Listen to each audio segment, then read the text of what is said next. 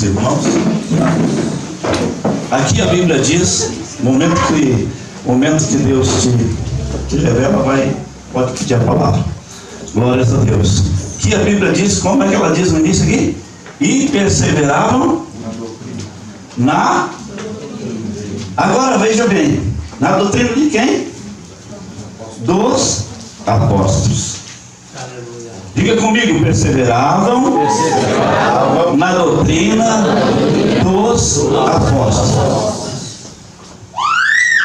E daí você pergunta, por que não era a doutrina de Jesus? Você já perguntou isso? Você já não se perguntou por que a doutrina dos apóstolos? Porque os apóstolos se criaram aos pés de Jesus, aprenderam aos pés de Jesus, na presença de Jesus. Então eles tinham conhecimento do que era o ensinamento de Deus para a igreja. Glória a Deus. Está chegando aí, mandando? Quando nós, há uns anos atrás, 50, 49 anos, quando nos convertemos, nós pensávamos assim, quando falavam na doutrina dos apóstolos, nós só pensávamos que essa doutrina seria a mulher cortar o cabelo, o homem andar cabeludo, a mulher se pintar e o homem andar de bermuda, a mulher andar de calça comprida, e nós pensávamos que era só isso. Mas tem muito mais do que isso, aleluia, para ser revelado na palavra de Deus. A gente não conhecia a palavra, a gente, quando pegava a doutrina, a gente pensava, está falando disso. Mas os ensinamentos, cada dia que você vai aprendendo, você vai entendendo os mistérios de Deus. Então, por isso a igreja perseverava na dos apóstolos, na doutrina dos apóstolos. E você tem perseverado na doutrina dos apóstolos? Glória a Deus. Toda a igreja. Aí você diz assim, muita gente diz, isso é doutrina de homens. Você nunca ouviu falar isso? Vocês, igreja conservadora, segue a doutrina de homens.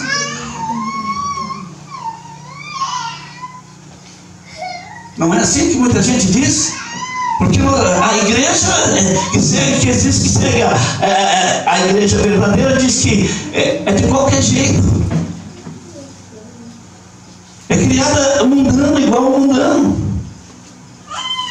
É assim que eles seguem. Porque é doutores, é advogados, é homens intelectuais, é professores. E a igreja se tornou uma igreja fora do padrão. Para eles é o certo, porque nós seguimos a doutrina dos apóstolos. Então os apóstolos, meus amados irmãos, eles, com o conhecimento de Jesus, eles criaram um padrão para quem? Para quem? Para a igreja. Pelo princípio daquilo que eles aprenderam, conviveram com Jesus, eles criaram um padrão para a igreja. Então por isso que diz que é a doutrina de homens. Quando a igreja iniciou no Brasil, veio Daniel Berry, Guna Vini, e eles, quando criaram a igreja, o que é que eles fizeram? Um estatuto para a igreja. Então nós poderíamos dizer a doutrina do Daniel Berry. Mas aonde ele se espelhou com essa doutrina? Na dos apóstolos. Porque movido pelo Espírito Santo, eles vieram ao Brasil. Então, meus amados irmãos, nós temos que entender. Nós estamos falando para a juventude, porque a juventude nunca ouviu isso. Nunca ouviu isso, porque nós não pregamos mais. A gente parou de pregar mais. Mas essa é a realidade. Danilo, fala da doutrina dos apóstolos aí para nós. Deixa eu ver isso. Quando nós começamos a olhar essa palavra e ver a doutrina dos apóstolos, nós vimos que o professor dos apóstolos foi Jesus Cristo.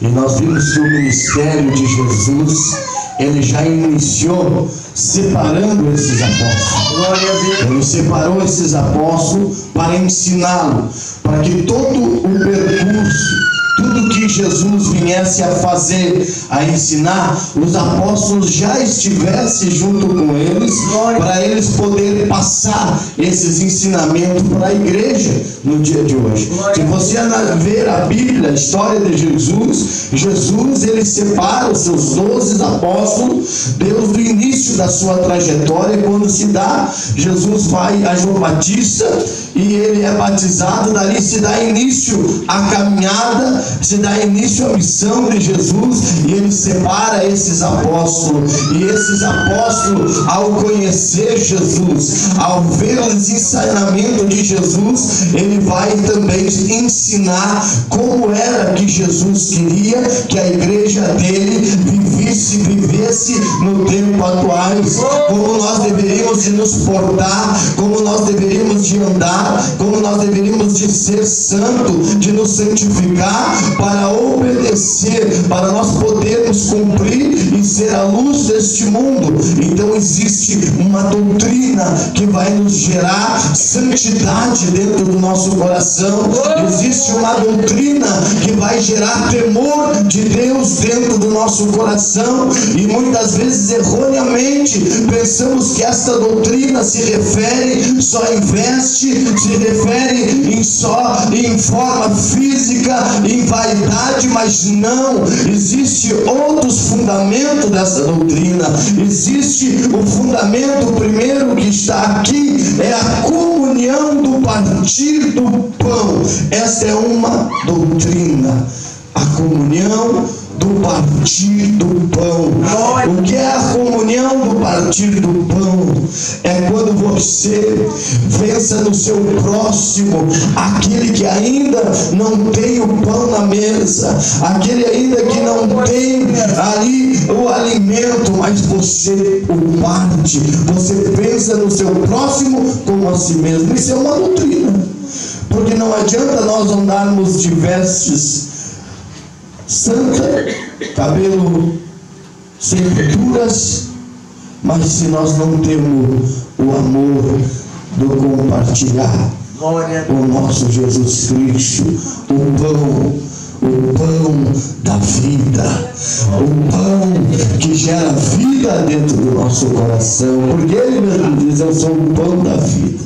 Nós temos que ter o prazer dessa doutrina em nossa vida, de compartilhar este Jesus que transformou a nossa vida, esse Jesus que venceu neste lugar, aonde se encheram do Espírito dele. Essa é uma das maiores doutrinas, quando alguém compartilhou o pão da vida para com a nossa vida. Pastor Antônio. Glórias a Deus. Meus amados irmãos, se vocês olharem para a Bíblia Sagrada, quando Jesus já andava com os discípulos, quando ele operou, vamos ver, quando ele operou o primeiro milagre, os discípulos já estavam com Jesus, já estavam junto. Quando ele fez aquele milagre, os discípulos estavam ali só acompanhando ele, sem ele fazer milagre nenhum.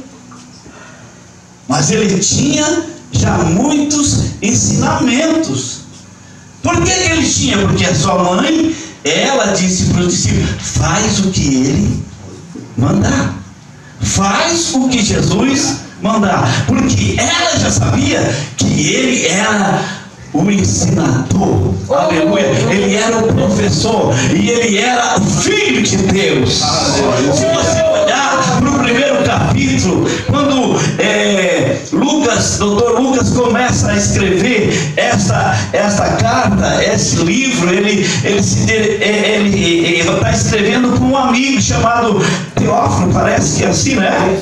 Aleluia, me ajude, né? Que tem dificuldade de lembrar as coisas. Ele começa a escrever e logo em seguida ele já começa a contar os acontecimentos que aconteciam na igreja. Veja bem que ele fala ali nos primeiros capítulos do recebimento do Espírito Santo, ele fala da subida de Jesus, ele fala das promessas. Então eles tinham contato direto com Jesus. Vocês, quando estão comigo, o que é que vocês fazem? Você me espreme para aprender alguma coisa, na verdade, e isso eu não tenho nada para dar para vocês. Agora imagina aquele povo do lado de Jesus espremendo e perguntando, que eu já sei, é que fica sempre especulando para saber as coisas. Eles queriam saber de Jesus, mas como é que ia continuar a igreja? Então eles sabiam. Vocês estão vivendo hoje, aleluia, o princípio, a igreja primitiva que nós aprendemos através do Espírito Santo de Deus. Então eles estão trazendo revelações para a igreja, e a igreja está aprendendo. Veja bem, eles precisavam ter um ensinamento, eles precisavam ter um estatuto, porque nos primeiros dias, veja bem, nos primeiros dias que Jesus já tinha subido, já quase 3.000 almas já se agregam, pois são batizadas nos primeiros dias. Então eles tinham que ter um estatuto. Aleluia! Glória a Deus. Eles tinham o quê? Um estatuto. Então por isso chamava de doutrina dos apóstolos. Aleluia. Então eles perseveravam dos apóstolos. Também aonde mais que eles perseveravam? Veja bem, que o que está ensinando na sequência aqui são o ensinamento dos apóstolos. E eles perseveravam na doutrina dos apóstolos. E no que mais? Na comunhão. O que é comunhão? Aleluia. O que é comunhão? Hã? Como nós temos aqui? Quando alguém vai para o cartório casar e não quer ter compromisso com a jovem que vai casar, ele faz o quê? Uma separação de bem. Mas quando ele quer ter compromisso, vamos casar com comunhão de bem. Então, a comunhão quer dizer tudo em comum. Aleluia! Se nós olharmos, pastor, nós vamos ver que os discípulos, quando vão chegando ao Senhor Jesus, da forma que Jesus vai separando, ele vai já ensinando. Pedro, quando ele foi separado, foi convidado para largar as redes e tornar um pescador de homem, você vai ver que Pedro ainda não conhecia Jesus. Pedro não sabia de Jesus, a forma que Jesus ele preparava, a forma que Jesus escolhia os seus apóstolos. Então Jesus está dando um ensinamento para aquela multidão que estava ali à volta de Jesus, que queria aprender de Jesus. E Pedro, quando Jesus escolhe o barco de Pedro, que vinha de um fracasso, sobe aquele barco e Jesus começa a ensinar, começa a falar da sua palavra, começa a trazer aquela palavra, aquela multidão, e Pedro escuta. E nós vemos que ali Pedro já aprende algo com Jesus. Pedro já começa a ter uma doutrina, já sabendo que ele falava algo que não era a língua daqueles homens, ele falava algo que não era comum, que Jesus estava ensinando algo diferente, que não era algo que era acostumado a ouvir de doutores da época, estudiosos. Não, Jesus falava algo que era do céu, algo que trazia mudança, algo que trazia transformação. Então Pedro olha, e quando Jesus vai chamar Pedro para juntar as redes e ir para onde eles tinham fracassado, nós vamos ver já o reconhecimento que Pedro Pedro já tinha aprendido com Jesus. Ele vai dizer assim: pela tua palavra, Senhor. Se ele nem conhecia, nem sabia quem era, recém estava vendo Jesus, mas pela tua palavra eu lançarei a rede, porque Jesus já tinha ensinado a ele que ele era de lá de cima, que o que ele tinha era o melhor,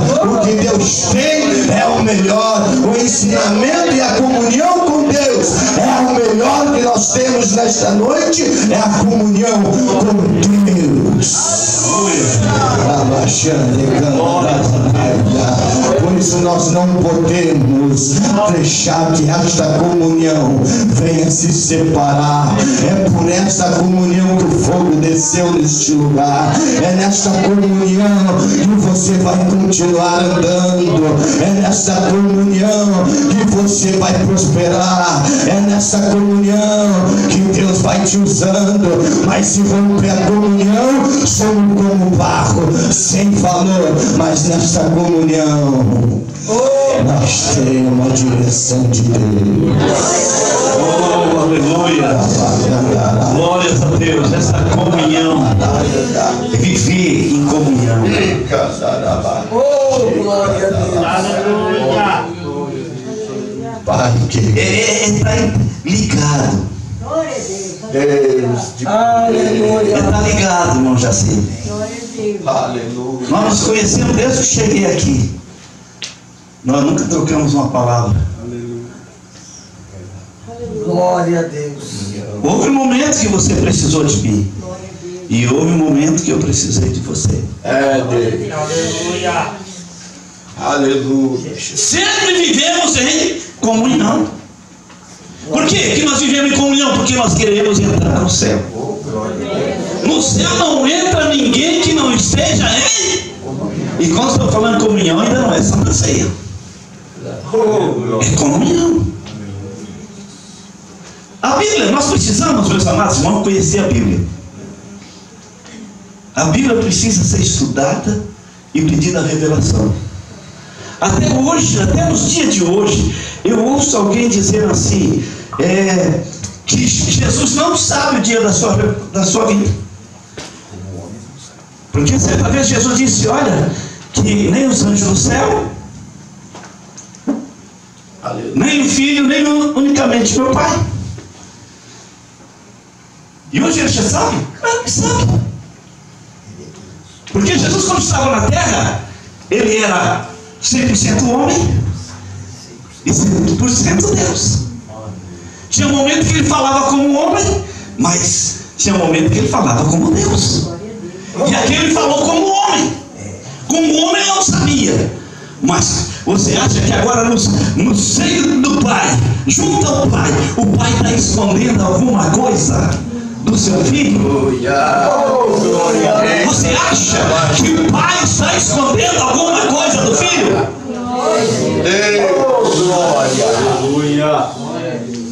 Aleluia.